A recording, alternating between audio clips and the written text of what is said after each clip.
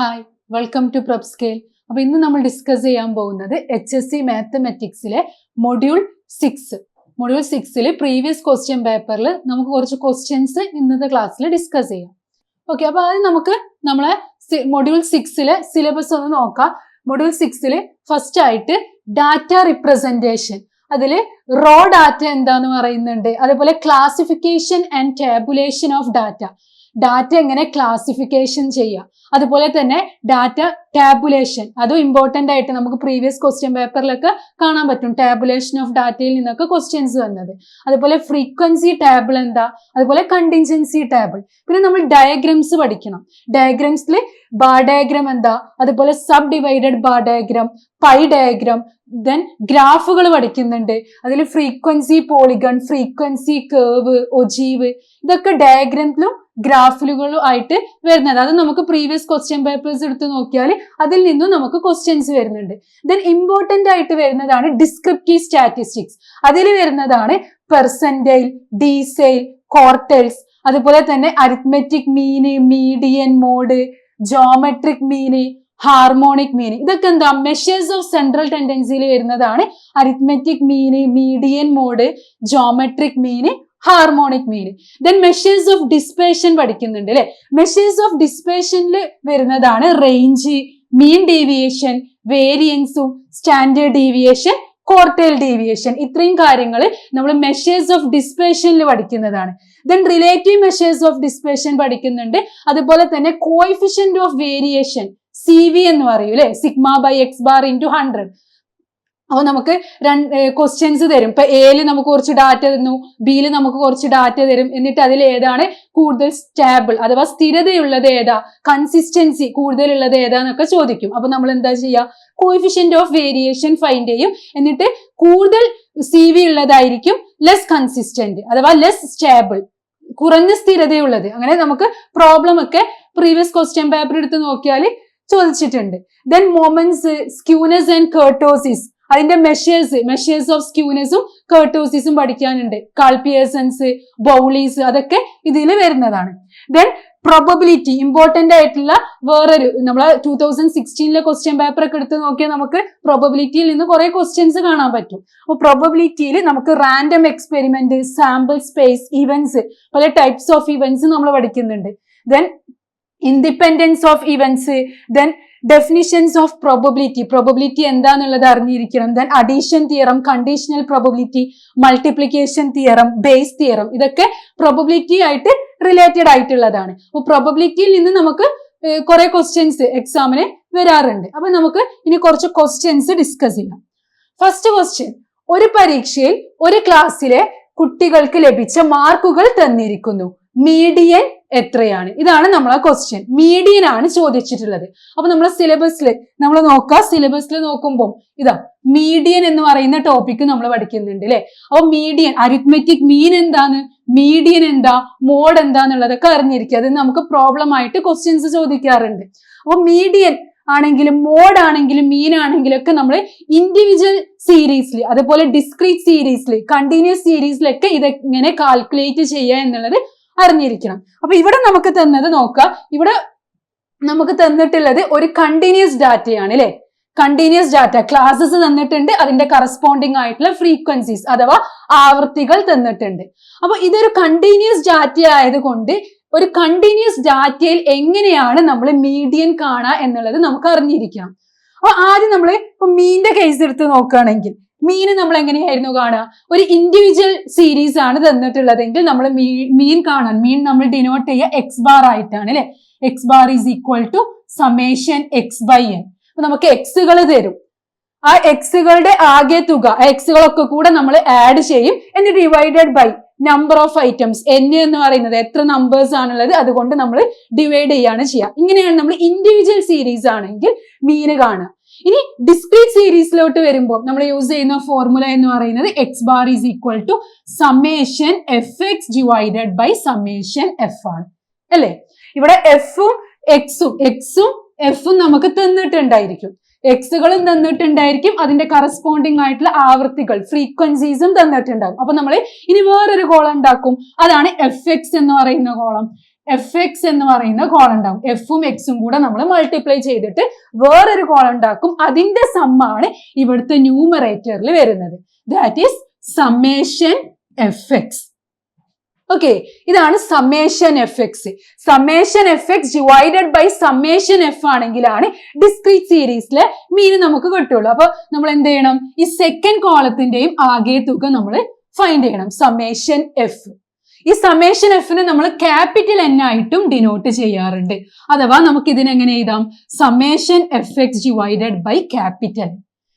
അങ്ങനെ ഈ മൂന്നാമത്തെ കോളവും രണ്ടാമത്തെ കോളവും കൂടി ഡിവൈഡ് ചെയ്താൽ നമുക്ക് ഡിസ്ക്രീറ്റ് സീരീസിലുള്ള മീൻ കിട്ടും. Summation F X divided by summation f ആണ് നമ്മുടെ ഡിസ്ക്രീറ്റ് സീരീസിൽ മീൻ അഥവാ മാധ്യം കാണാനുള്ള ഫോർമുല എന്ന് പറയുന്നത്. ഇനി നമുക്ക് കണ്ടിന്യൂസ് ഡാറ്റയിലോട്ട് വരാം.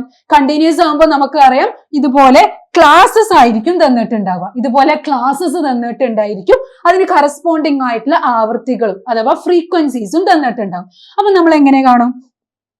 X bar is equal to summation F X divided by capital n അഥവാ സമ്മേഷൻ എഫ് തന്നെയാണ് ഈ കണ്ടിന്യൂസ് ഡാറ്റ തന്നാലും മീൻ കാണാനുള്ള ഫോർമുല എന്ന് പറയുന്നത്. അപ്പൊ നമ്മൾ എന്ത് ചെയ്യും? നമുക്ക് എക്സ് തന്നിട്ടുണ്ടാവോ? ഇല്ല. നമുക്ക് ക്ലാസ്സസ് ആണ് തന്നിട്ടുള്ളതെങ്കിൽ നമ്മൾ എക്സ് ഫൈൻഡ് ചെയ്യും. എങ്ങനെ? Lower limit plus upper limit divided by 2. അതിന്റെ മിഡ് പോയിന്റ്, ആ ക്ലാസിന്റെ മിഡ് പോയിന്റ് ആയിരിക്കും നമ്മളെ എക്സ് എന്ന് പറയുന്നത്. എഫ് നമുക്ക് ഓൾറെഡി തന്നിട്ടുണ്ടായിരിക്കും. ദെൻ നമ്മൾ എന്ത് ചെയ്യുന്നു? എഫ് എക്സ് എന്ന് പറയുന്ന കോളം ഉണ്ടാക്കുന്നു. Then summation F X divided by summation f തന്നെയാണ് കണ്ടിന്യൂസ് ഡാറ്റ ആയാലും മീൻ കാണാനുള്ള ഫോർമുല എന്ന് പറയുന്നത്. ആകെയുള്ള വ്യത്യാസം എന്നാൽ നമ്മളെ ക്ലാസ്സസ് തരുമ്പോൾ നമ്മൾ അതിന്റെ മിഡ് പോയിന്റ് ആണ് എക്സ് ആക്കിയിട്ട് എടുക്കുക. എക്സ് കിട്ടിയാൽ എഫ് നമുക്ക് ഓൾറെഡി തന്നിട്ടുണ്ടായിരിക്കും. ദെൻ എഫ് എക്സ് കാണും. Summation F X divided by summation f ചെയ്താൽ നമുക്ക് കണ്ടിന്യൂസ് ഡാറ്റയിൽ മാധ്യം അഥവാ മീന് കിട്ടും. ഇനി നമ്മൾ മീഡിയനിലോട്ട് വരാം. അപ്പൊ മീന് നമ്മൾ എല്ലാ കേസിലും പറഞ്ഞു. ഇനി മീഡിയൻ ആണെങ്കിൽ നമ്മൾ എങ്ങനെ ചെയ്യും? മീഡിയൻ ആണെങ്കിൽ മീഡിയൻ എന്ന് പറയാം. നമ്മൾ മീഡിയനെ ഡിനോട്ട് ചെയ്യുക എം എന്ന ലെറ്റർ വെച്ചിട്ടാണ് മീഡിയനെ ഡിനോട്ട് ചെയ്യുക. അപ്പൊ ഇൻഡിവിജ്വൽ സീരീസിൽ നമ്മൾ മീഡിയൻ കാണാൻ നമ്മൾ തന്നിരിക്കുന്ന ഡാറ്റ ആദ്യം അസെൻഡിങ് ഓർഡറിലോ ഡിസെൻഡിങ് ഓർഡറിലോ എഴുതണം. അസെൻഡിങ് ഓർഡറിലോ ഡിസെൻഡിങ് ഓർഡറിലോ എഴുതുക. അങ്ങനെ തന്നിരിക്കുന്ന ഡാറ്റയെ നമ്മൾ ആരോഹണ ക്രമത്തിലോ അവരോഹണ ക്രമത്തിലോ എഴുതിയതിനു ശേഷം നമ്മൾ n ഓഡ് ആണോ ഈവൻ ആണോ എന്ന് നോക്കണം. ചില സമയത്ത് നമുക്ക് 6 ആയിരിക്കും തരിക. അപ്പൊ ഇവിടെ എന്താ? n ഈവൻ ആണ് അല്ലെ? 6 നമ്പേഴ്സ് ആണ് തന്നിട്ടുള്ളതെങ്കിൽ നമ്മൾ മീഡിയൻ എങ്ങനെ ഫൈൻഡ് ചെയ്യും? മീഡിയൻ പറയുമ്പോൾ നമ്മൾ മധ്യാങ്കം എന്നൊക്കെ പറയും. മധ്യമാനം, മധ്യാങ്കം എന്നൊക്കെ നമ്മൾ മലയാളത്തിൽ പറയും. ഇനി n ഓഡ് ആണെങ്കിൽ ഇപ്പൊ 7 നമ്പേഴ്സ് ഉണ്ട് നമ്മളെ കയ്യിൽ, 7 numbers. That is n odd ആണെങ്കിൽ നമുക്കറിയാൻ പറ്റും മീഡിയൻ എന്ന് പറയുന്നത് മിഡിലത്തെ നമ്പർ ആണ് അല്ലെ? അപ്പൊ ആദ്യം തന്നിരിക്കുന്ന ഡാറ്റയെ അസെൻഡിങ് ഓർഡറിലോ ഡിസെൻഡിങ് ഓർഡറിലോ എഴുതിയതിനു ശേഷം മിഡിലുള്ള നമ്പർ ആയിരിക്കും നമ്മളെ മീഡിയൻ എന്ന് പറയുന്നത്. അപ്പൊ നമുക്ക് എങ്ങനെ എഴുതാൻ പറ്റും? n+1/2th ഒബ്സർവേഷൻ ആണ് എപ്പോൾ? n ഓഡ് ആയിരിക്കുമ്പോൾ. n ഓഡ് ആയിരിക്കുമ്പോൾ മീഡിയൻ എന്ന് പറയുന്നത് n+1/2th ഒബ്സർവേഷൻ ആണ്. സപ്പോസ് നമുക്ക് 7 നമ്പേഴ്സ് ആണുള്ളത്. 7 നമ്പേഴ്സ് ആണെങ്കിൽ n 7 ആയിരിക്കൂലേ? That is 7+1/2. That is equal to 8/2 which is equal to 4 എന്ന് വരും. 4th ഒബ്സർവേഷൻ 1 2 3 4 ഉണ്ടോ? 4ാമത്തെ നമ്പർ ആയിരിക്കും നമ്മളെ മീഡിയൻ എന്ന് പറയുന്നത്. ഇങ്ങനെ ചെയ്യണമെന്നില്ല, നമുക്ക് കണ്ടാൽ തന്നെ ഈ ഒരു തന്നിരിക്കുന്ന ഡാറ്റയെ നമ്മൾ അസെൻഡിങ് ഓർഡറിലോ ഡിസെൻഡിങ് ഓർഡറിലോ ആക്കിയിട്ട് അതിലത്തെ മിഡിലത്തെ നമ്പർ ആയിരിക്കും മീഡിയൻ എന്ന് പറയുന്നത്. ഇനി ഈവൻ നമ്പറിന്റെ കേസിലോട്ട് പോകുമ്പോൾ എങ്ങനെയാ നമ്മൾ മീഡിയൻ ഫൈൻഡ് ചെയ്യുക? മീഡിയൻ ഫൈൻഡ് ചെയ്യാൻ നമുക്കറിയാം മിഡിലിൽ 2 നമ്പേഴ്സ് ഉണ്ട് അല്ലെ? അപ്പൊ നമ്മൾ എന്ത് ചെയ്യും? n/2 ആൻഡ് n/2+1 ഇത് രണ്ടിന്റെയും ആവറേജ് ഫൈൻഡ് ചെയ്യുക. Average of n/2 and n/2+1. n/2 എന്ന് പറയുമ്പോൾ ഇപ്പൊ ഇവിടെ എന്താ 6 നമ്പേഴ്സ് ആണുള്ളത് അല്ലെ? അപ്പൊ 6/2 തേർഡ് നമ്പറിന്റെയും 6/2+1 ദാറ്റ് ഈസ് 3+1 4 തേർഡ് നമ്പറിന്റെയും ഫോർത്ത് നമ്പറിന്റെയും എന്താണ് ആവറേജ് ഫൈൻഡ് ചെയ്യണം. തേർഡ് നമ്പറും ഫോർത്ത് നമ്പറും എന്ന് പറയുമ്പോൾ ഈ 2 നമ്പേഴ്സ് അല്ലെ? ആ 2 നമ്പേഴ്സിന്റെയും ആവറേജ് ഫൈൻഡ് ചെയ്താൽ നമുക്ക് ഇതിന്റെ മീഡിയൻ കിട്ടും. അപ്പൊ n ഓഡ് ആണെങ്കിൽ മിഡിലത്തെ നമ്പർ തന്നെയായിരിക്കും നമ്മളെ മീഡിയൻ എന്ന് പറയുന്നത്.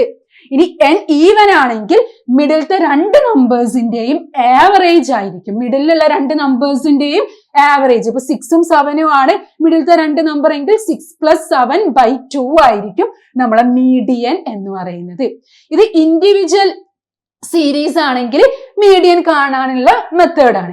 ഇനി ഡിസ്ക്രീറ്റ് ആവുമ്പോൾ എങ്ങനെ വരും? നമുക്കറിയാം ഡിസ്ക്രീറ്റ് ആണെങ്കിൽ എക്സ് ഉണ്ടായിരിക്കും, അതിന്റെ കറസ്പോണ്ടിങ് ആയിട്ടുള്ള എഫ് ഉണ്ടായിരിക്കും അല്ലെ. എക്സ് എന്ന് പറയുന്നതും എഫ് അതിന്റെ കറസ്പോണ്ടിങ് ആയിട്ടുള്ള ആവൃത്തികളും ഉണ്ടായിരിക്കും. അപ്പൊ നമ്മൾ മീഡിയൻ കാണാൻ എന്ത് ചെയ്യണം? നമ്മൾ ക്യുമുലേറ്റീവ് ഫ്രീക്വൻസി ഫൈൻഡ് ചെയ്യണം. ക്യുമുലേറ്റീവ് ഫ്രീക്വൻസി ഫൈൻഡ് ചെയ്യാം.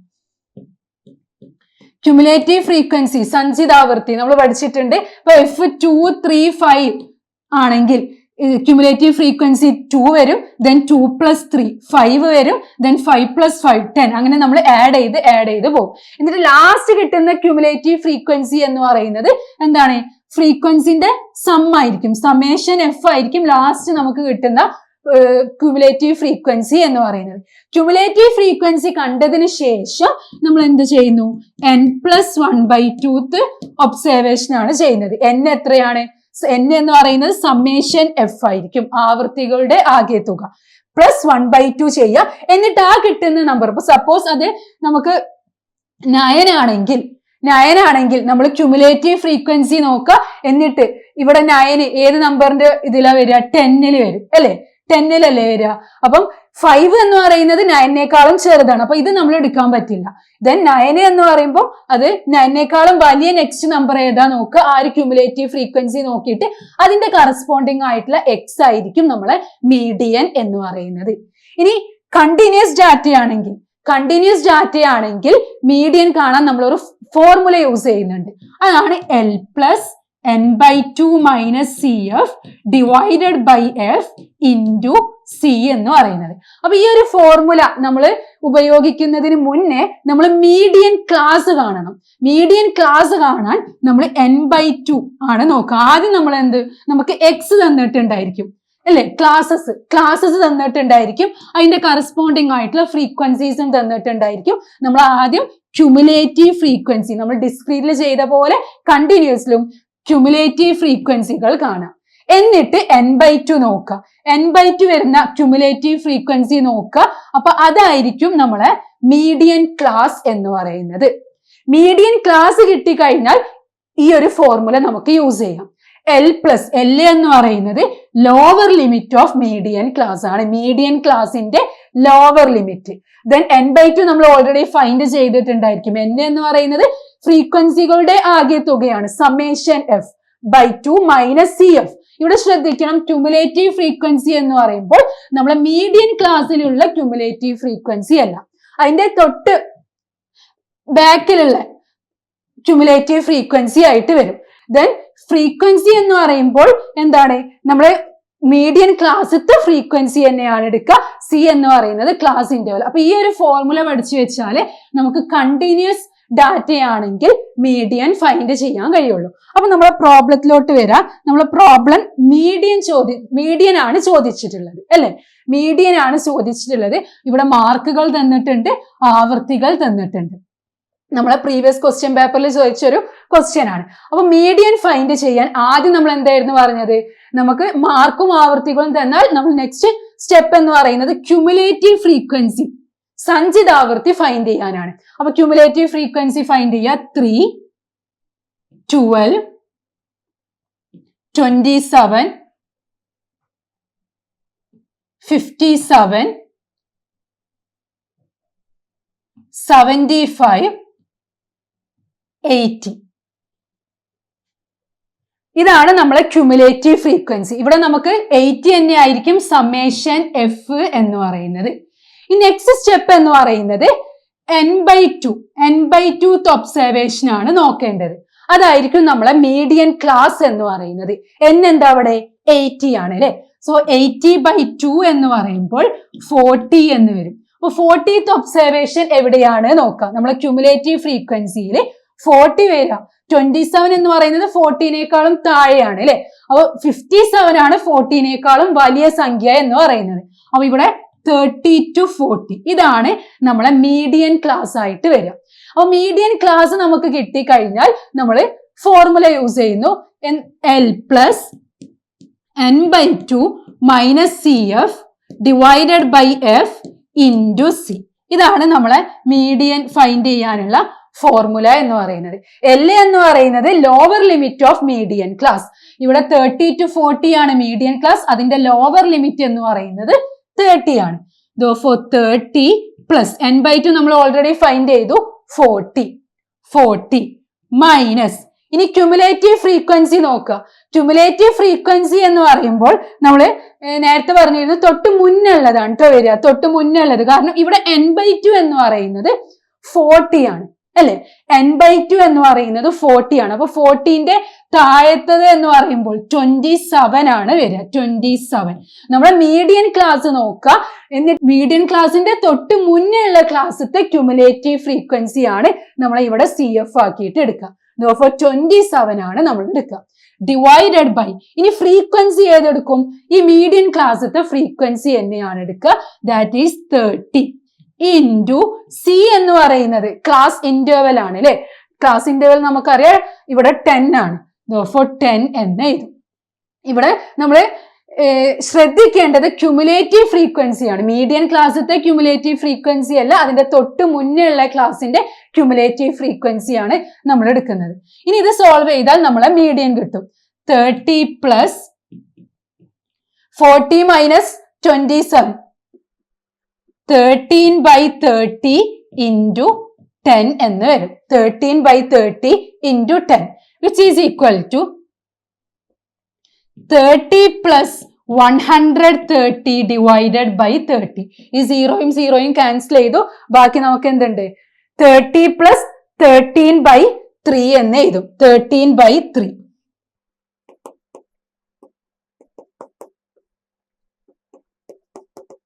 4.333 എന്നായിരിക്കും വരിക. അപ്പൊ നമ്മൾ എന്ത് ചെയ്യുന്നു? 13/3, 30 plus 4.33 which is equal to 34.33 എന്നായിരിക്കും നമ്മളെ ഉത്തരം. Therefore 34.33 നമ്മൾ ഓപ്ഷനിൽ ഓപ്ഷൻ ബി ആണ് 34.33. അപ്പൊ ഇങ്ങനെയാണ് നമ്മൾ മീഡിയൻ ഫൈൻഡ് ചെയ്യുക. ഇതുപോലെ തന്നെ മോഡ് ഫൈൻഡ് ചെയ്യുക. എങ്ങനെയാണ് ഇൻഡിവിജ്വൽ സീരീസിൽ, ഡിസ്ക്രീറ്റ് സീരീസിൽ, കണ്ടിന്യൂസ് ഡാറ്റയിലും എങ്ങനെയാണ് മോഡ് ഫൈൻഡ് ചെയ്യുക എന്നുള്ളതും പഠിച്ചു വെക്കുക. അപ്പൊ നമുക്ക് മേ ബി മീൻ ആയിരിക്കും ചോദിക്കുക, അല്ലെങ്കിൽ മീഡിയൻ ആയിരിക്കും, അല്ലെങ്കിൽ മോഡ് ആയിരിക്കും. അപ്പൊ ഓരോന്നിലും എങ്ങനെയാണ് മീന് ഫൈൻഡ് ചെയ്യുക, മീഡിയൻ ഫൈൻഡ് ചെയ്യുക, മോഡ് ഫൈൻഡ് ചെയ്യുക എന്നുള്ളത് പഠിച്ചു വെക്കുക. അപ്പൊ 2016 ക്വസ്റ്റ്യൻ പേപ്പറിൽ കണ്ട ഒരു ക്വസ്റ്റ്യൻ ആണ് ഇത്. ഇവിടെ നമുക്ക് മീഡിയൻ ഫൈൻഡ് ചെയ്യാനായിരുന്നു നമുക്ക് തന്നിരിക്കുന്നത് കണ്ടിന്യൂസ് ഡാറ്റയാണ്. അപ്പൊ ഒരു കണ്ടിന്യൂസ് ഡാറ്റയിൽ മീഡിയൻ ഫൈൻഡ് ചെയ്യാൻ നമ്മൾ ഈ ഒരു ഫോർമുല പഠിച്ചു വെക്കുക. ഇനി മോഡ് ആണെങ്കിൽ നമ്മൾ യൂസ് ചെയ്യുന്ന ഫോർമുല എന്ന് പറയുന്നത് L plus F1 minus F0 divided by L plus F1 minus F0 divided by 2F1 minus F0 minus F2 into C. ഇതാണ് ഒരു കണ്ടിന്യൂസ് ഡാറ്റയിൽ മോഡ് ഫൈൻഡ് ചെയ്യാൻ നമ്മൾ യൂസ് ചെയ്യുക. അവിടെ നമ്മൾ മോഡൽ ക്ലാസ് എങ്ങനെയായിരുന്നു ഫൈൻഡ് ചെയ്യുക? കൂടുതൽ ഫ്രീക്വൻസി ഉള്ളത്, കൂടുതൽ ഫ്രീക്വൻസി. ഇപ്പൊ ഇവിടെ നമ്മൾ നോക്കുക, ഫ്രീക്വൻസിയിൽ 30 ആണ് കൂടുതൽ. അപ്പൊ ഇവിടെയും എന്താണ്? മോഡൽ ക്ലാസ് എന്ന് പറയുന്നത് 30 to 40 ആയിരിക്കും. അങ്ങനെയായിരുന്നു മോഡൽ ക്ലാസ് ഫൈൻഡ് ചെയ്യുക. എന്നിട്ട് ഈ ഒരു ഫോർമുല യൂസ് ചെയ്തിട്ടായിരുന്നു നമ്മൾ കണ്ടിന്യൂസ് ഡാറ്റയിൽ മോഡ് ഫൈൻഡ് ചെയ്യാറ്. അപ്പം മീൻ, മീഡിയൻ, മോഡ് ഇത് ഇമ്പോർട്ടന്റ് ആയിട്ട് പഠിക്കേണ്ടതാണ്. നെക്സ്റ്റ് സെക്കൻഡ് ക്വസ്റ്റ്യൻ, തന്നിരിക്കുന്ന പ്രാപ്താംഗങ്ങളുടെ ഹാർമോണിക് മാധ്യം എത്രയാണ്? ഇവിടെ നമ്മള് സിലബസിൽ വെച്ച് നോക്കുമ്പോൾ നമ്മൾ ഇവിടെ ജോമെട്രിക് മീന് പഠിക്കുന്നുണ്ട്, അതുപോലെ തന്നെ ഹാർമോണിക് മീന് പഠിക്കുന്നുണ്ട്. അപ്പൊ ഹാർമോണിക് മീനിൽ നിന്ന് വന്ന ക്വസ്റ്റ്യൻ ആണ് ഇത്. അപ്പൊ ഹാർമോണിക് മീന് നമ്മൾ എങ്ങനെ ഫൈൻഡ് ചെയ്യാന്നുള്ളത് പഠിച്ചു വെക്കണം.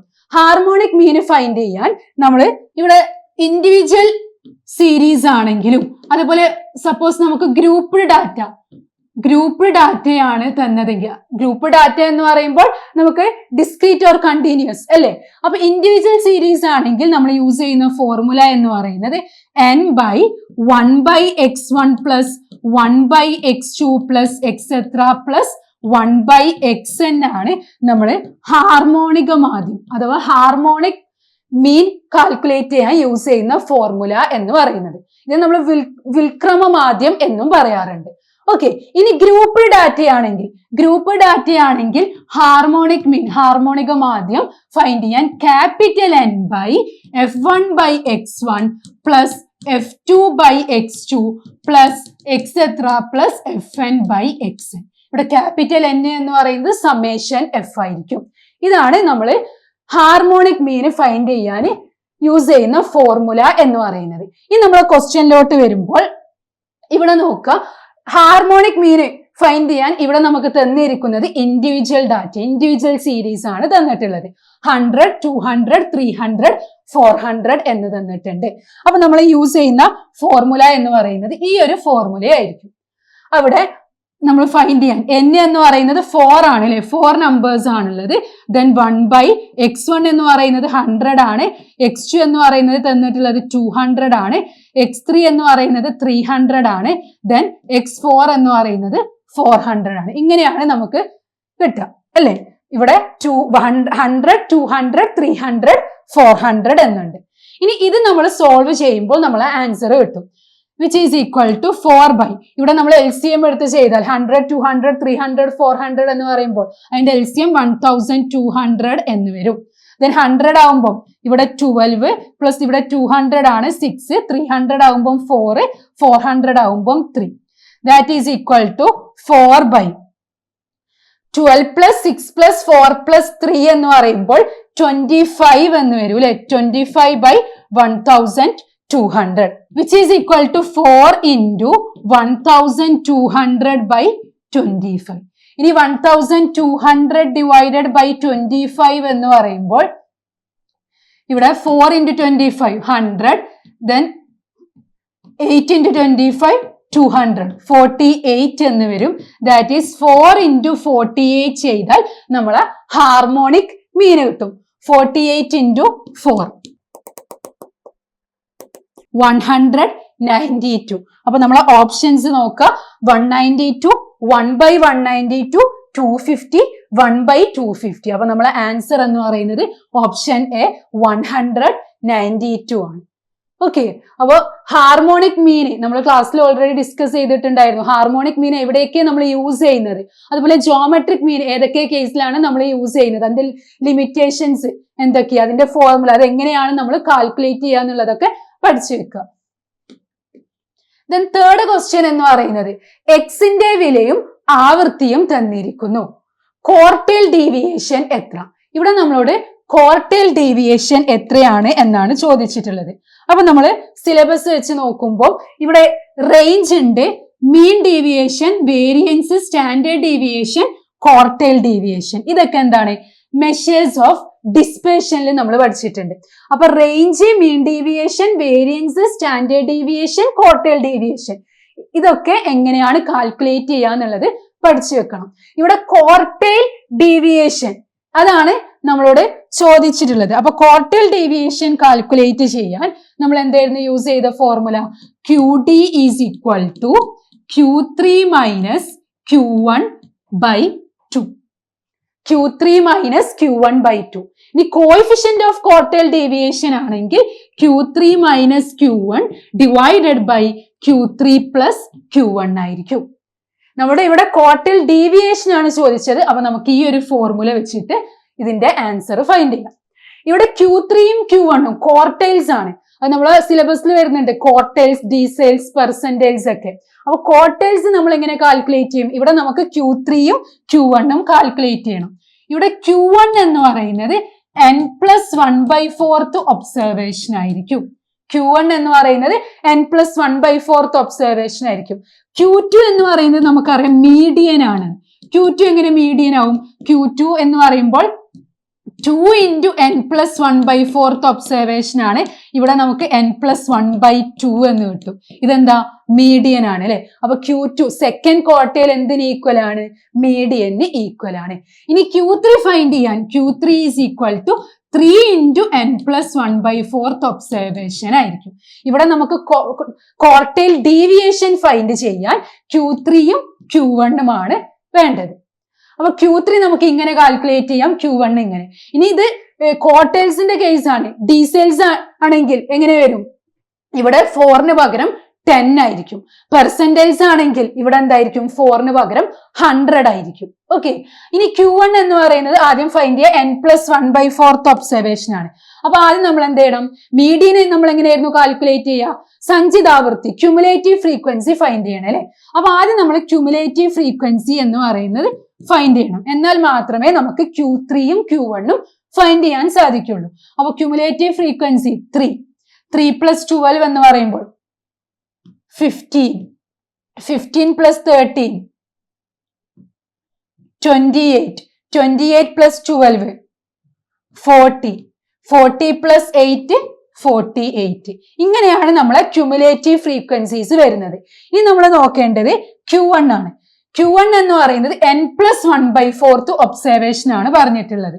അപ്പൊ n എന്ന് പറയുന്നത് 48 ആണ് അല്ലെ. സമ്മേഷൻ എഫ് ആണ് ക്യാപിറ്റൽ N എന്ന് പറയുന്നത്. ആവൃത്തികളുടെ ആകെ തുക നമുക്ക് 48 ആണ് കിട്ടിയിട്ടുള്ളത്.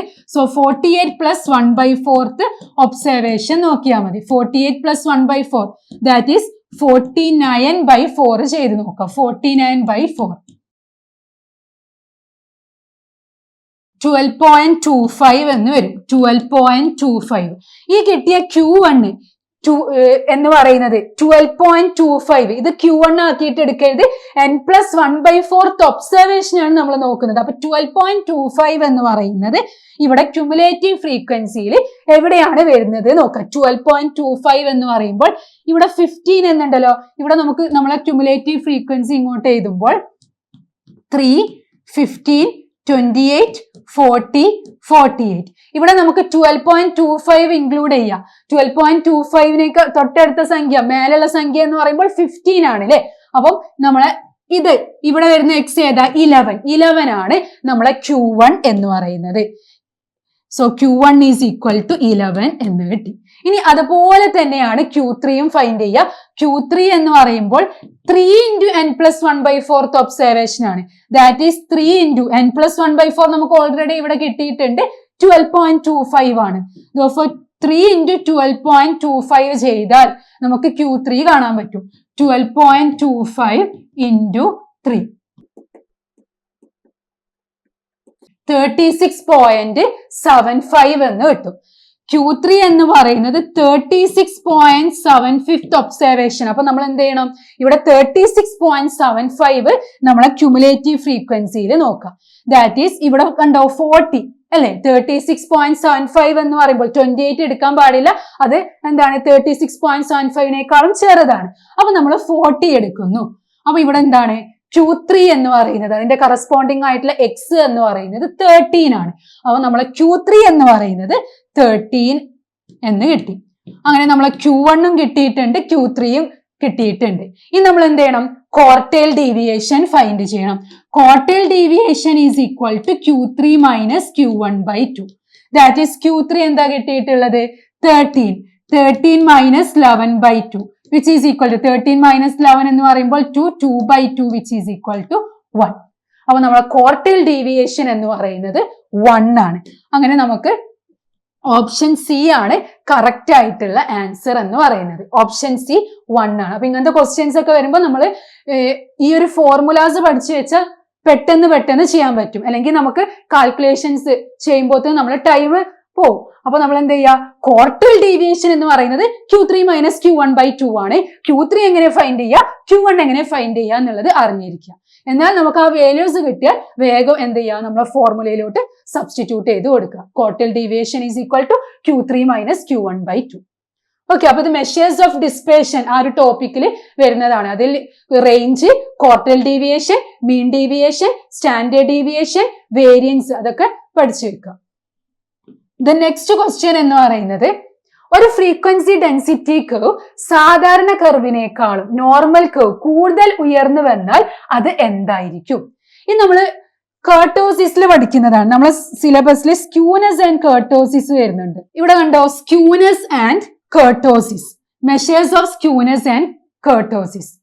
അപ്പം ഇവിടെ സ്ക്യൂനെസും ഇമ്പോർട്ടന്റ് ആണ്, കർട്ടോസിസും ഇമ്പോർട്ടന്റ് ആണ്. സ്ക്യൂനെസിൽ നമ്മൾ പോസിറ്റീവ് സ്ക്യൂനെസ് എന്താ, അതുപോലെ നെഗറ്റീവ് സ്ക്യൂനെസ് എന്താന്ന് പഠിക്കുന്നുണ്ട്. ദെൻ കാൾപിയേഴ്സൺസ്, മെഷേഴ്സ് ഓഫ് സ്ക്യൂനെസിൽ കാൾപിയേഴ്സൺ, ബൗളീസ് അതൊക്കെ എന്താ പഠിച്ചു വെക്കുക. ദെൻ കർട്ടോസിസിൽ വരുമ്പോൾ നമ്മൾ പ്ലാറ്റിക്കേർട്ടിക്, ലെപ്റ്റോകേർട്ടിക്, മീസോകേർട്ടിക്. കർട്ടോസിസ് എന്ന് പറയുമ്പോൾ വർത്തുളം എന്ന് പറയും നമ്മൾ മലയാളത്തിൽ. അപ്പൊ കർട്ടോസിസിൽ വന്നിട്ടുള്ള ആ ഒരു ടോപ്പിക്കിൽ നിന്ന് വന്നിട്ടുള്ള ക്വസ്റ്റ്യൻ ആണ് ഈ 4th ക്വസ്റ്റ്യൻ എന്ന് പറയുന്നത്. അപ്പൊ ഇവിടെ നോക്കാം, ഇവിടെ നമ്മളോട് ഓപ്ഷൻസ് തന്നിട്ടുണ്ട്. പ്ലാറ്റിക്കേർട്ടിക് ആണോ, ലെപ്റ്റോകേർട്ടിക് ആണോ, മീസോകേർട്ടിക് ആണോ, ഇവയൊന്നുമല്ല. അപ്പൊ നമ്മള് പഠിച്ചിട്ടുണ്ട് കർട്ടോസിസില് ഇവിടെ നമ്മളെ ഫ്രീക്വൻസി കേർവ് എന്ന് പറയുന്നത്, ആവൃത്തി വക്രം എന്ന് പറയുന്നത് സാധാരണ വക്രത്തെക്കാളും അഥവാ നോർമൽ കേർവിനേക്കാളും ഉയരത്തിലാണെങ്കിൽ അതിനെ നമ്മൾ എന്ത് പറയും? അതിനെ നമ്മൾ പറയുന്ന പേരാണ് ലെപ്റ്റോകേർട്ടിക് എന്ന് പറയും. ഇനി നമ്മളെ ഫ്രീക്വൻസി കേർവ് എന്ന് പറയുന്നത് സാധാരണ വക്രത്തെക്കാളും അഥവാ നോർമൽ കേർവിനേക്കാളും പരന്നതാണെങ്കിൽ, ഫ്ലാറ്റ് ആണെങ്കിൽ അതിന് നമ്മൾ എന്ത് പറയും? പ്ലാറ്റിക്കേർട്ടിക്. ആ നെയിമിൽ തന്നെ ഉണ്ട് ഫ്ലാറ്റ്. അപ്പൊ നമ്മൾ പ്ലാറ്റിക്കേർട്ടിക് എന്ന് ഓർത്ത് വെക്കുക, പ്ലാറ്റിക്കേർട്ടിക്. ഇനി ലെപ്റ്റോകേർട്ടിക്കും അല്ല, പ്ലാറ്റിക്കേർട്ടിക്കും അല്ല. ഓക്കെ, അത് കൂടുതൽ ഉയർന്നതുമല്ല പരന്നതുമല്ല. അങ്ങനത്തെ കേസിൽ നമ്മൾ അതിനെ മീസോകേർട്ടിക് എന്ന് പറയുന്നു. മീസോകേർട്ടിക്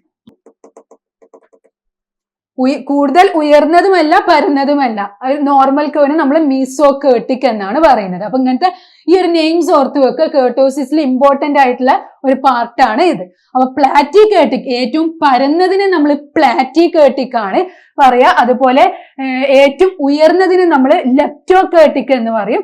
ദെൻ ഇവിടെ എന്താണ്? ലെപ്റ്റോകേർട്ടിക്കും പ്ലാറ്റിക്കേർട്ടിക്കും അല്ല, അഥവാ കൂടുതൽ നോർമൽ കേർവിനേക്കാളും ഉയർന്നതുമല്ല പരന്നതുമല്ല, അതിനെ നമ്മൾ മീസോകേർട്ടിക് എന്ന് പറയുന്നു. അപ്പൊ നമ്മളെ ക്വസ്റ്റ്യൻ ഒരു ഫ്രീക്വൻസി ഡെൻസിറ്റി കേർവ് സാധാരണ കർവിനേക്കാളും നോർമൽ കേർവിനേക്കാളും കൂടുതൽ ഉയർന്നു വന്നാൽ, അപ്പൊ നോർമൽ കേർവ് ഇതിലെ അതിനേക്കാളും ഉയർന്നു വന്നാൽ എന്ന് പറയുമ്പോൾ അതിനേക്കാളും മേലുള്ളത് ഏതാ?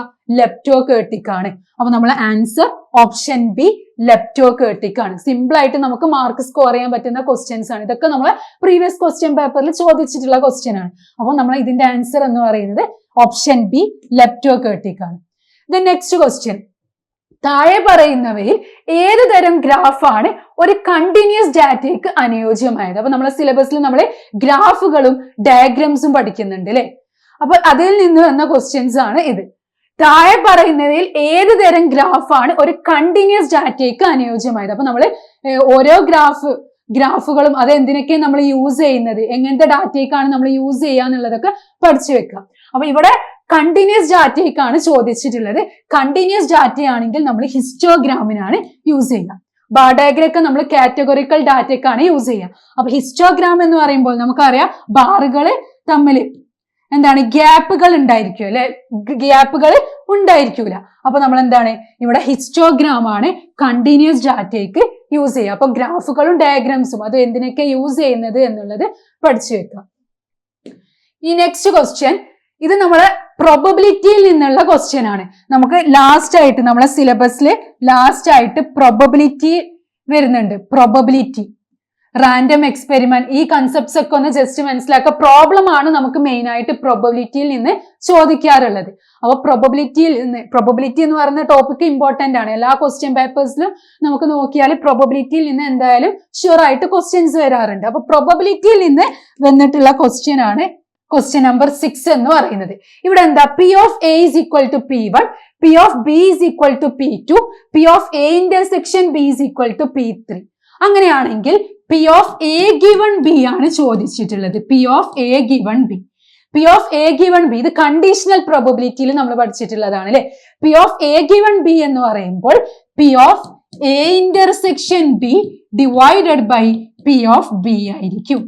എന്താണോ ഇവിടെ given, P of A given B, അതായിരിക്കും നമ്മുടെ ഡിനോമിനേറ്ററിൽ. ഇനി P of B given A ആണെങ്കിൽ എന്ത് വരും? P of B given A ആണെങ്കിൽ P of A intersection B divided by P of A ആയിരിക്കും. പി ഓഫ് എ ആയിരിക്കും. ഇവിടെ നമ്മളോട് ഫൈൻഡ് ചെയ്യാൻ പറഞ്ഞത് P of A given B ആണ്. P of A given B എന്ന് പറയുമ്പോൾ നമ്മൾ ഈ ഒരു ഫോർമുലയാണ് യൂസ് ചെയ്യുക. P of A intersection B divided by P of B. P of A intersection B P3 ആണ് തന്നിട്ടുണ്ട്. പി ഓഫ് ബി P2 ആണ് തന്നിട്ടുണ്ട്. P of A is equal to P1 ആണ് എന്ന് തന്നിട്ടുണ്ട്. So P of A given B, P of A intersection B എന്ന് പറയുന്നത് P3 divided by P of B എന്ന് പറയുന്നത് P2. Therefore, P of A given B is equal to P3 by P2 ആയിരിക്കും. Therefore, our answer is P3 by P2. ഇത് നമ്മൾ 2016 ചോദിച്ചിട്ടുള്ള ഒരു question ആണ്. അപ്പൊ ഈ ഒരു ഫോർമുലാസ് പഠിച്ചു വെച്ചാൽ സിമ്പിൾ ആയിട്ട് മാർക്ക് സ്കോർ ചെയ്യാൻ പറ്റുന്ന ക്വസ്റ്റ്യൻസ് ആണ് ഇതൊക്കെ. പ്രോബബിലിറ്റിയിൽ നിന്നാണ് വന്നിട്ടുള്ളത്. സോ ഓപ്ഷൻ ഡി ആണ് കറക്റ്റ് ആയിട്ടുള്ള ആൻസർ. ദെൻ നെക്സ്റ്റ് ക്വസ്റ്റ്യൻ, ഒരു വാഹനത്തിന്റെ ഒരു ദിശയിലേക്കും മടക്കയാത്രയിലേക്കും ശരാശരി വേഗത കാണാൻ ഏറ്റവും അനുയോജ്യമായ രീതി ഏത്? ഓപ്ഷൻസ് തന്നിട്ടുണ്ട്. സാധാരണ ശരാശരി, ജോമെട്രിക് ശരാശരി, ഹാർമോണിക് ശരാശരി, മീഡിയൻ. അപ്പൊ ഇവിടെ നമ്മളോട് ശരാശരി വേഗത കാണാനാണ് ചോദിച്ചിട്ടുള്ളത്. ഈ ശരാശരി വേഗത അതൊക്കെ കണക്കാക്കാൻ നമ്മൾ യൂസ് ചെയ്യുക എന്താ? ഹാർമോണിക് ശരാശരിയാണ്. ഹാർമോണിക് മീൻ ആണ് നമ്മൾ ആവറേജ് സ്പീഡ് ഒക്കെ കാൽക്കുലേറ്റ് ചെയ്യാൻ യൂസ് ചെയ്യുക. അപ്പൊ നമ്മൾ എപ്പോഴും ജോമെട്രിക് ശരാശരി ആണെങ്കിലും ഹാർമോണിക് ശരാശരി ആണെങ്കിലൊക്കെ അതിന്റെ ലിമിറ്റേഷൻസും അതെന്ത് എവിടെയൊക്കെ നമ്മൾ യൂസ് ചെയ്യുക, ഏത് ടൈപ്പ് ഓഫ് ക്വസ്റ്റ്യൻസിലാണ് യൂസ് ചെയ്യുക എന്നുള്ളതൊക്കെ പഠിച്ചു വെക്കുക. അപ്പോൾ ആവറേജ് സ്പീഡ് അഥവാ ശരാശരി വേഗതയൊക്കെ കണക്കാക്കാൻ നമ്മൾ യൂസ് ചെയ്യുന്നത് ഹാർമോണിക് ശരാശരിയാണ്. ദ നെക്സ്റ്റ് ക്വസ്റ്റ്യൻ, ഒരു സാമ്പിൾ സ്പേസിലെ രണ്ട് പൂരക സംഭാവ്യതകളാണ് കോംപ്ലിമെന്ററി ഇവന്റ്സ് എയും ബിയും എങ്കിൽ ഏതാണ് ശരി? ഇത് നമ്മൾക്ക് ഏതിൽ നിന്ന് വന്നതാണ്? ടൈപ്സ് ഓഫ് ഇവന്റ്സ് നമ്മൾ പഠിക്കുന്നുണ്ട് പ്രോബബിലിറ്റിയിൽ അല്ലെ. ഇവന്റ്സ് എന്താണെന്നും അതുപോലെ നമ്മൾ സിലബസിൽ ടൈപ്സ് ഓഫ് ഇവന്റ്സ് പഠിക്കുന്നുണ്ട്. അതിൽ പല ടൈപ്സ് ഓഫ് ഇവന്റ് ഉണ്ട് അല്ലെ. നമ്മളെ ഇമ്പോസിബിൾ ഇവന്റ് ഉണ്ട്, സിമ്പിൾ ഇവന്റ് ഉണ്ട്, ഷുവർ ഇവന്റ്, അങ്ങനെ complementary event, independent event, dependent event, അങ്ങനെ പല ടൈപ്സ് ഓഫ് ഇവന്റ്സ് നമ്മൾ ക്ലാസ്സിൽ ഡിസ്കസ് ചെയ്തിരുന്നു. അപ്പൊ ഇവിടെ ചോദിച്ചിട്ടുള്ളത് കോംപ്ലിമെന്ററി ഇവന്റ്സ്, പൂരക സംഭാവ്യതകൾ എന്ന് നമ്മൾ മലയാളത്തിൽ പറയും. അതിൽ എയും ബിയും എങ്കിൽ ഏതാണ് ശരി? ഇത് എയും ബിയും കോംപ്ലിമെന്ററി ഇവന്റ്സ് ആണെങ്കിൽ ഈ തന്നിരിക്കുന്നവയിൽ ഏതാണ് ശരി എന്നാണ് ചോദിച്ചിട്ടുള്ളത്.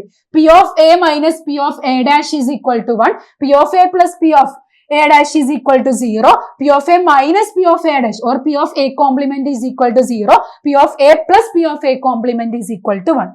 അപ്പൊ ഈ തന്നിരിക്കുന്ന ഓപ്ഷൻസ് നോക്കാം. ഇവിടെ നമ്മൾ പഠിച്ചിട്ടുണ്ട് കോംപ്ലിമെന്ററി ഇവന്റ്സിൽ ഈ എന്റെ പ്രോബബിലിറ്റിയും എ കോംപ്ലിമെന്റിന്റെ പ്രോബബിലിറ്റിയും കൂടെ ആഡ് ചെയ്ത് കഴിഞ്ഞാൽ 1 ആയിരിക്കും.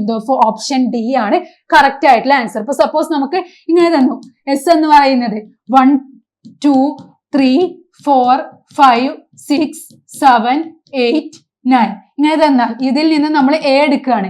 എ 1 4 6 8 എടുത്താൽ ബാക്കി എ കോംപ്ലിമെന്റ് എന്തൊക്കെയായിരിക്കും?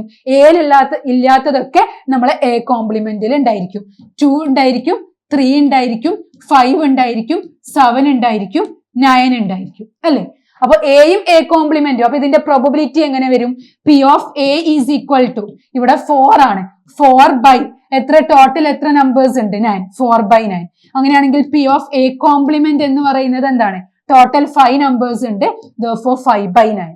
ഇനി ഇത് രണ്ടും കൂടെ ആഡ് ചെയ്ത് നോക്കുക. 4 by 9 plus 5 by 9 which is equal to 9 by 9 which is equal to 1. Therefore P of A plus P of A complement എന്ന് പറയുന്നത് 1 ആണ്. ഇനി നമ്മളോട് P of A complement കാണാൻ പറഞ്ഞാൽ നമ്മൾ എന്ത് ചെയ്യണം? 1 minus P of A ചെയ്താൽ മതി. 1 minus P of A എന്ന് പറയുമ്പോൾ 1 minus 4 by 9 that is 5 by 9 എന്ന് കിട്ടും. 5 by 9 ആണ് നമ്മളെ P of A complement എന്ന് പറയുന്നത്. ഇനി P of A കാണാൻ നമ്മൾ എന്ത് ചെയ്താൽ മതി? 1 minus P of A complement ചെയ്താൽ മതി. അപ്പൊ കോംപ്ലിമെന്ററി ഇവന്റ്സ് ആണെങ്കിൽ P of A plus P of A complement എന്ന് പറയുന്നത് രണ്ടും കൂടെ ആഡ് ചെയ്യുമ്പോൾ P of Aയും P of A complementum കൂടെ ആഡ് ചെയ്യുമ്പോൾ നമുക്ക് കിട്ടുന്നത് 1 ആയിരിക്കും. Therefore ഓപ്ഷൻ ഡി ആണ് കറക്റ്റ് ആയിട്ടുള്ള ആൻസർ. The next question, ഇത് നമ്മൾ പ്രീവിയസ് ക്വസ്റ്റ്യനിൽ ചോദിച്ചിട്ടുള്ള ഒരു ക്വസ്റ്റ്യൻ ആണ്. ക്വസ്റ്റ്യൻ പേപ്പറിൽ ചോദിച്ചിട്ടുള്ളത് ഒരു പട്ടികയിലെ ടേബിൾ വരികളുടെ തലക്കെട്ടുകളെ റോ ഹെഡ്സിനെ വിളിക്കുന്ന പേരെന്ത്? ഈ നമ്മൾ സിലബസ് എടുത്ത് നോക്കിയാൽ നമ്മൾ ക്ലാസിഫിക്കേഷൻ ആൻഡ് ടാബുലേഷൻ എന്ന് കാണാം. ഈ ടാബുലേഷനിൽ പാർട്സ് ഓഫ് ടാബിൾസ് നമ്മൾ പഠിക്കുന്നുണ്ട്. ആ പാർട്സ് ഓഫ് ടാബിൾസ് എന്ന് വന്ന ക്വസ്റ്റ്യൻ ആണ് ഈ ഒരു 9th ക്വസ്റ്റ്യൻ എന്ന് പറയുന്നത്. അപ്പൊ ഇവിടെ നമ്മൾ പാർട്സ് ഓഫ് ടാബിളിൽ പഠിക്കുന്നത് നമ്മൾ ടാബിൾ നമ്പർ, ഇത് ടാബിളിന്റെ ഒരു പാർട്ടാണ്, പട്ടികയുടെ നമ്പർ എന്ന് പറയുന്നത്. Then title of the table, title of the table, ടാബിളിന്റെ ടൈറ്റിൽ എന്ന് പറയുന്നത്, ടാബിളിന്റെ title, title of the table, അതും എന്താണ് ടാബിളിന്റെ ഒരു പാർട്ടാണ്. ദെൻ ഇതാണ് നമ്മളെ ടാബിൾ എങ്കിൽ, ഇതാണ് നമ്മളെ ടാബിൾ എങ്കിൽ ഇവിടെ ഹെഡ് നോട്ട് വരും, ഹെഡ് നോട്ട്, ഇവിടെ ഹെഡ് നോട്ട് വരും. ദെൻ ബോഡി, ഉള്ളടക്കം വരിക ഇവിടെയാണ് അല്ലെ, ടാബിളിന്റെ ഉള്ളടക്കം ബോഡി വരിക ഇവിടെ ആയിട്ടാണ് വരിക. പിന്നെ ഇമ്പോർട്ടന്റ് ആയിട്ട് പറയേണ്ടതാണ് റോ ഹെഡിങ്ങും കോളം ഹെഡിങ്ങും. ഇവിടെയാണ് കോളം ഹെഡിങ് വരിക, column heading, column heading, column heading എന്ന് പറയുമ്പോൾ ഇപ്പൊ ഇവിടെ നമുക്ക് B1 B2 എക്സെട്ര BN എന്ന് കൊടുക്കാം. ഇതെന്താ, ഓരോ കോളങ്ങളാണ്. കോളം എന്ന് പറയുമ്പോൾ ഇങ്ങനെയാണ് അല്ലെ, B1 B2 B3 എക്സെട്ര അങ്ങനെ പോകും. ഇതാണ് കോളം ഹെഡിങ് എന്ന് പറയുന്നത്. നിരകളുടെ തലക്കെട്ട് എന്ന് പറയാം, നിരകളുടെ തലക്കെട്ട് അഥവാ കോളം ഹെഡിങ്. ഇനി ഇവിടെയാണ് റോ ഹെഡിങ് വരിക, റോ ഹെഡിങ് അഥവാ വരികളുടെ തലക്കെട്ട് എന്ന് പറയും, വരികളുടെ തലക്കെട്ട്. ഈ കോളം ഹെഡിങ്ങിനെ നമ്മൾ പറയുന്ന പേരാണ് ക്യാപ്ഷൻ, കോളം ഹെഡിങ്ങിനെ നമ്മൾ പറയുന്ന പേരാണ് ക്യാപ്ഷൻ. അതിന്റെ ഒരു ടേം മനസ്സിലാക്കിയിട്ട് വെക്കുക. റോ ഹെഡിങ്ങിന് നമ്മൾ പറയുന്ന പേരാണ് സ്റ്റെപ്പ്, സ്റ്റെപ്പ്. അപ്പൊ റോ ഹെഡിങ് എന്ന് പറയുമ്പോൾ ഇപ്പൊ ഇവിടെ A1 A2 etcetera AM, raw എന്ന് പറയുമ്പോൾ ഇങ്ങനെയാണ് അല്ലെ വരിക. അപ്പൊ A1 ഒരു റോ, A2 ഒരു റോ, അങ്ങനെ AM ഒരു റോ, അങ്ങനെ റോ ഹെഡിങ് എന്ന് പറയുന്നത് വരികളുടെ തലക്കെട്ടാണ്. അതിന് നമ്മൾ സ്റ്റബ് എന്ന് പറയുന്നു. കോളം ഹെഡിങ് എന്ന് പറയുന്നത് ക്യാപ്ഷൻ. പിന്നെ നമ്മൾ ടാബിളിന്റെ പാർട്ടായിട്ട് വരുന്നതാണ് ഫുട് നോട്ടും സോഴ്സ് നോട്ടും, ഫുട് നോട്ടും സോഴ്സ് നോട്ടും. അപ്പൊ ഇവിടെ ഇമ്പോർട്ടന്റ് ആയിട്ട് പഠിക്കേണ്ടത് കോളം ഹെഡിങ്ങും റോ ഹെഡിങ്ങും, അതിന് പറയുന്ന പേരെന്താന്ന് പഠിക്കാം. അപ്പൊ ടാബിൾ നമ്പർ, നമുക്കറിയാം ടാബിളിന് എപ്പോഴും ഒരു നമ്പർ ഉണ്ടായിരിക്കും, ടാബിളിന് നമ്പർ ഉണ്ടായിരിക്കും, അതായിരിക്കും ടാബിൾ നമ്പർ എന്ന് പറയുന്നത്, അഥവാ നമ്മളെ പട്ടികയുടെ നമ്പർ എന്ന് പറയും. ദെൻ ടൈറ്റിൽ, തലക്കെട്ട് അല്ലെ, തലക്കെട്ട്, ടൈറ്റിൽ എന്ന് പറഞ്ഞാൽ ഇവിടെ ഏതൊരു ടാബിൾ എടുത്ത് നോക്കിയാലും അതിനൊരു ടൈറ്റിൽ ഉണ്ടായിരിക്കും. ദെൻ ഹെഡ് നോട്ട്, തലക്കുറിപ്പ്. ഈ ഹെഡ് നോട്ട് എന്ന് പറയുമ്പോൾ നമ്മൾ ടൈറ്റിലില് മെൻഷൻ ചെയ്യാത്ത ബട്ട് ഇമ്പോർട്ടന്റ് പ്രധാനമായിട്ടുള്ള കാര്യങ്ങളായിരിക്കും ഹെഡ് നോട്ടിൽ ഉണ്ടായിരിക്കുക. ദെൻ കോളം ഹെഡിങ്, കോളത്തിന്റെ ഹെഡിങ് അഥവാ നിരകളുടെ തലക്കെട്ടിനെ നമ്മൾ ക്യാപ്ഷൻ എന്ന് പറയുന്നു. അതാണ് ഇവിടെ B1 B2. കോളത്തിന് നമ്മൾ എന്ത് ഹെഡിങ് ആണ് കൊടുക്കുന്നത് അതിനെയാണ് നമ്മൾ ക്യാപ്ഷൻ എന്ന് പറയുക. റോന്റെ ഹെഡിങ്, റോന്റെ ഹെഡിങ് അഥവാ വരികളുടെ തലക്കെട്ടിനെ നമ്മൾ സ്റ്റെബ് എന്ന് പറയുന്നു. ദെൻ ബോഡി, ഉള്ളടക്കം ഇവിടെ ആയിരിക്കും ഉണ്ടാവുക. ദെൻ ഫുട് നോട്ടും ഉണ്ട്, സോഴ്സ് നോട്ടും ഉണ്ട്. സോഴ്സ് നോട്ട് എന്ന് പറയുമ്പോൾ ഉറവിടക്കുറിപ്പ് അല്ലെ, നമുക്ക് ഏതിൽ നിന്നാണോ കിട്ടിയത് ഈ ഒരു അതിനെയാണ് നമ്മൾ സോഴ്സ് നോട്ട് എന്ന് പറയാം. ഇനി ഫുട് നോട്ട് എന്ന് പറയുമ്പോൾ ഇവിടെ ഇപ്പൊ കോളം ഹെഡിങ് ആണെങ്കിലും റോ ഹെഡിങ് അഥവാ ക്യാപ്ഷനിലോ സ്റ്റബിലോ ടൈറ്റിലൊന്നും മെൻഷൻ ചെയ്യാത്ത കാര്യങ്ങൾ ഇമ്പോർട്ടന്റ് ആയിട്ട് നമ്മൾ വ്യക്തമാക്കാനും വേണ്ടി അത് നമ്മൾ ഫുട് നോട്ടിലാണ് മെൻഷൻ ചെയ്യുക. ഓക്കെ, അപ്പോൾ ഇത്രയും കാര്യങ്ങൾ ടാബിളിന്റെ പാർട്സുകളാണ്. ഇനി നമ്മളെ ക്വസ്റ്റ്യനിലോട്ട് നോക്കാം. ഒരു പട്ടികയിലെ വരികളുടെ തലക്കെട്ടുകളെ, റോ ഹെഡ്സിനെ വിളിക്കുന്ന പേരെന്ത്? വരികളുടെ തലക്കെട്ട്, വരികളുടെ തലക്കെട്ട് റോ ഹെഡിങ് ആണ്, അതിന് നമ്മൾ പറയുന്ന പേരാണ് സ്റ്റെബ്. ഇനി കോളം ഹെഡിങ് ആണ് ചോദിച്ചതെങ്കിൽ അത് ക്യാപ്ഷൻ ആയിരിക്കും. അപ്പൊ ഇവിടെ നമ്മൾ ഓപ്ഷൻ A ആണ് കറക്റ്റ് ആയിട്ടുള്ള ആൻസർ, സ്റ്റെബ് ആണ്. കാരണം ഇവിടെ ചോദിച്ചിട്ടുള്ളത് വരികളുടെ തലക്കെട്ടാണ്.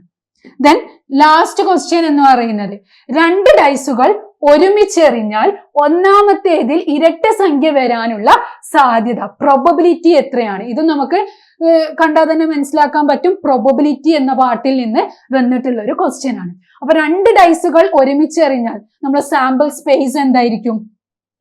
1 മുതൽ 16 വരെയുള്ള നമ്പേഴ്സ് ഉണ്ടായിരിക്കും. ദെൻ 1 മുതൽ 6 വരെ ഉണ്ടായിരിക്കും. 1 മുതൽ 6 വരെ ഉണ്ടായിരിക്കും. 1 മുതൽ 6 വരെ ഉണ്ടായിരിക്കും. ദെൻ 5 മുതൽ 5 6 വരെ, then 6 1 മുതൽ 6 6 വരെ. അപ്പൊ ഇതാണ് നമ്മൾ 2 ഡൈസുകൾ എറിഞ്ഞാലുള്ള സാമ്പിൾ സ്പേസ് എന്ന് പറയുന്നത്. ഇനി ഇവിടെ പറഞ്ഞിട്ടുള്ളത് ഒന്നാമത്തേതിൽ ഇരട്ട സംഖ്യ വരാനുള്ള സാധ്യതയാണ് ചോദിച്ചിട്ടുള്ളത്. ഒന്നാമത്തേതിൽ ഇരട്ട സംഖ്യ വരാനുള്ള സാധ്യത. അപ്പൊ ഇരട്ട സംഖ്യ എന്ന് പറയുമ്പോൾ നമുക്കറിയാം ഈവൻ നമ്പേഴ്സ് ആണ് അല്ലെ. ഈവൻ നമ്പേഴ്സ് ആണെങ്കിൽ ഇവിടെ ഒന്നാമത്തേതിലൊക്കെ ഈവൻ നമ്പേഴ്സ് ആണ്, ഇവിടെയും ഒന്നാമത്തേതിലൊക്കെ ഈവൻ നമ്പേഴ്സ് ആണ്, ദെൻ ഇവിടെയും ഒന്നാമത്തേതിലൊക്കെ ഈവൻ നമ്പേഴ്സ് ആണ്. അപ്പൊ 2 1 2 3 2 4 2 5 2 6 2 1 മുതൽ 2 6 വരെ 2 1 2 2 2 3 2 4 2 5 2 6. അപ്പൊ ഇവിടെ 6 നമ്പേഴ്സ് ഉണ്ടായിരിക്കും, ഇവിടെയും 6 എണ്ണം ഉണ്ടായിരിക്കും, ഇവിടെയും 6 എണ്ണം ഉണ്ടായിരിക്കും അല്ലെ. ടോട്ടൽ 6 + 6 + 6 18 എണ്ണം ഉണ്ടായിരിക്കും. ബൈ പ്രോബബിലിറ്റി കാണാൻ ഇനി ടോട്ടൽ എത്രയാ? 36 ആണ് അല്ലെ. 36 സാമ്പിൾ പോയിന്റ്സ് ആണുള്ളത്. Therefore 18/36 ആണ് നമ്മളെ ഇരട്ട സംഖ്യ വരാനുള്ള പ്രോബബിലിറ്റി എന്ന് പറയുന്നത്. 18/36 എന്ന് പറയുമ്പോൾ 1/2 എന്ന് വരും. Therefore ഓപ്ഷൻ സി ആണ് കറക്റ്റ് ആയിട്ടുള്ള ആൻസർ എന്ന് പറയുന്നത്, 1/2. അപ്പം ഇവിടെ മെയിൻ ആയിട്ട് നമ്മളെ ഈ ഒരു 6th മൊഡ്യൂളിൽ നമ്മൾ ഡിസ്കസ് ചെയ്യുമ്പോൾ മെഷേഴ്സ് ഓഫ് സെൻട്രൽ ടെൻഡൻസി, അതുപോലെ മെഷേഴ്സ് ഓഫ് ഡിസ്പേഷൻ, ആ ഒരു ടോപ്പിക് നന്നായിട്ട് പഠിക്കുക. ദെൻ പെർസെന്റൈൽസ്, ക്വാർട്ടൈൽസ്, ഡീസൈൽസ്, ആ ഒരു പാർട്ട്. ദെൻ പ്രോബബിലിറ്റി ഇമ്പോർട്ടന്റ് ആയിട്ടുള്ള ഒരു പാർട്ടാണ്. ദെൻ ടാബുലേഷൻ എന്താ, ക്ലാസിഫിക്കേഷൻ ഓഫ് ഡാറ്റ അതെന്താന്ന് പഠിച്ചു വെക്കുക. ദെൻ ഡയഗ്രംസ്, ഗ്രാഫ്സ്, അത് ഏതൊക്കെ ഡാറ്റയിലാണ് നമ്മൾ അത് യൂസ് ചെയ്യുക, ഏതൊക്കെ ഡാറ്റയിലാണ് ഈ ഒരു ടൈപ്പ് ഓഫ് ഗ്രാഫ് നമ്മൾ യൂസ് ചെയ്യുക, ഡയഗ്രംസ് യൂസ് ചെയ്യുക എന്നുള്ളത് പഠിച്ചു വെക്കുക. Okay. Then measures of central ടെൻഡൻസിയിലും മെഷേഴ്സ് ഓഫ് ഡിസ്പേഷനിലും പ്രോബബിലിറ്റിയിലും ആയിരിക്കും നമുക്ക് പ്രോബ്ലം വരിക. അപ്പൊ റേഞ്ച് എന്താ, quartile deviation, mean deviation, standard deviation, അതുപോലെ mean, median, mode, geometric mean, harmonic mean, അങ്ങനത്തെ കാര്യങ്ങളൊക്കെ ജസ്റ്റ് ഒന്ന് നോക്കി വെക്കുക. അതിന്റെ ഫോർമുലാസ് ഒക്കെ പഠിച്ചു വെക്കുക. അപ്പൊ ഇത്രയാണ് നമ്മൾ 6th മൊഡ്യൂളിൽ സിലബസ് നോക്കുമ്പോൾ ഇമ്പോർട്ടന്റ് ആയിട്ട് വരുന്നത്. Okay, thank you.